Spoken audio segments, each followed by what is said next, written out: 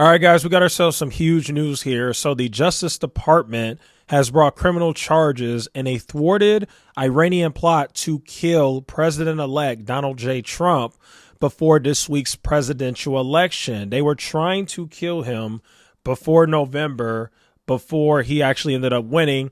And I think a big reason why is because they knew that once he won, his security would be beefed up so much that it would be virtually impossible for them to carry out this assassination plot. Let's go ahead and read what the New York Times has to say about this. Iranian agents plotted to kill Trump, U.S. says in unsealed charges.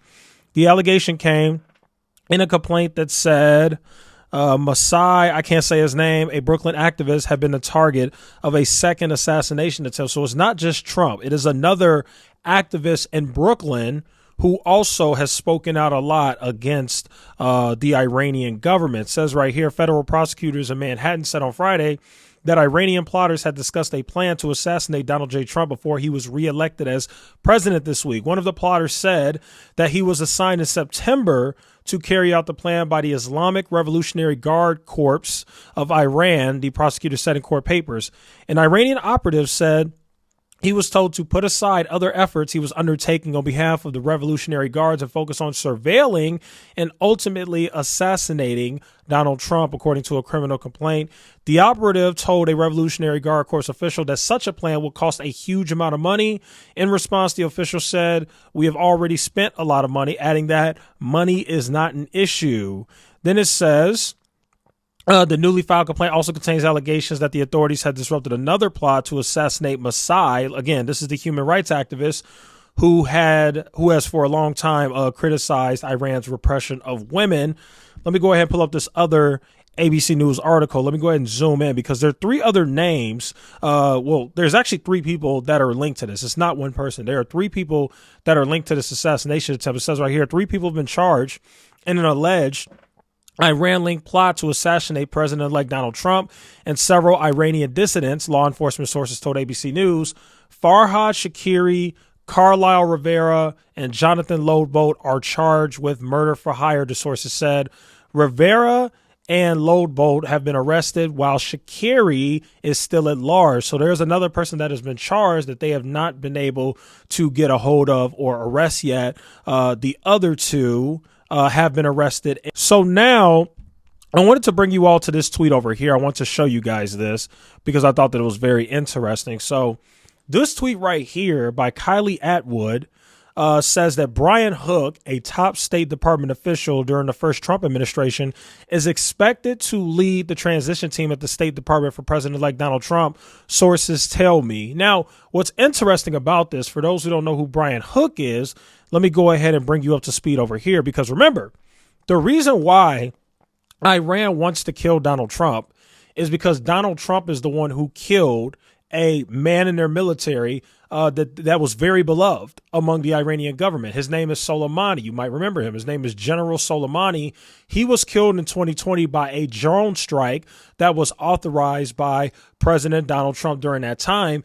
Ever since that happened, Iran vowed that not only would they try and assassinate Donald Trump, but they also said that they wanted to assassinate Mike Pompeo and some of the other top officials who were behind the drone strike of General Soleimani. Now, what's interesting about Brian Hook? Well, Brian Hook, as according to this tweet, is expected to lead the transition team at the State Department for President-elect Donald Trump. So right now, Brian Hook is a part of Donald Trump's team. He's going to be in the lead of choosing who's going to get what in terms of the transition as it relates to the State Department. Now, Brian Hook says right here, served as U.S. Special Representative for Iran and advisor to Secretary of State Mike Pompeo during the last 2 years of Trump's presidency, which saw the killing of Iranian General Soleimani and expansion of crushing sanctions intended to spur regime change in Iran.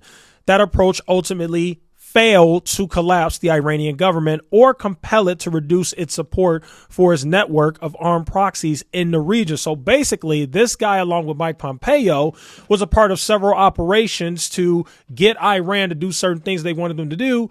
That ended up not working out. But my overall point is, I think that if we know that Brian Hook is a part of Trump's transition team as it relates to the State Department, the government of Iran knows as well. And what that means is I think that Iran is going to continue to try as hard as they can to assassinate Donald Trump. I don't think it's over. I understand that the FBI was able to foil a plot, but the fact that Donald Trump is still continuing to hire and have people associated with the killing of Soleimani in his department, in my opinion, is going to make Iran even more aggressive, because that's just how the world works. I mean, they're not only upset about Soleimani, but they're also not going to like the fact that this Brian Hook guy is a part of his team. And it's very likely that Mike Pompeo could very well once again be a part of Donald Trump's administration, possibly even his cabinet. And so, yeah, crazy stuff. Just want to give you guys that update on the assassination attempt of Donald Trump, and the fact that I think that for the rest of his life, you know, it's one thing when you have a president like Obama or like a Biden or somebody like that, where obviously with these types of people, you always want to have heightened security around your president and different things like that. However, there haven't been many presidents that have been under such a huge threat of being assassinated as Donald Trump is. They are going to have to have the most sophisticated, greatest security the world has ever seen in order to protect Donald Trump, because we've already seen different plots. By the way, I was reading an article, it wasn't the New York Times, it was another news article where they basically said that this plot right here that got foiled by the FBI, where they were trying to assassinate Donald Trump, this is a completely different plot than the guy in Pennsylvania. I think his name was Thomas Matthew Crooks, who tried to kill Donald Trump, and also the crazy guy in Florida who was in the bushes hiding with his rifle trying to shoot at President Trump.